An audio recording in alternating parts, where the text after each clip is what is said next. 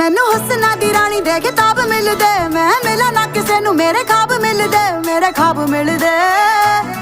ਵੇ ਮੈਂ ਕੇਤਕੀ ਦੇ ਫੁੱਲਾਂ ਦੀ ਸੁਗੰਧ ਲੱਗਦੀ, ਕੁੜੀ ਜਦੋਂ ਬੋਲਦੀ ਤਾਂ ਖੰਡ ਲੱਗਦੀ, ਖੰਡ ਲੱਗਦੀ। ਸਾਰੇ ਕਹਿੰਦੇ ਅੰਬਰਾਂ ਦਾ ਚੰਦ ਲੱਗਦੀ, ਚੰਦ ਲੱਗਦੀ।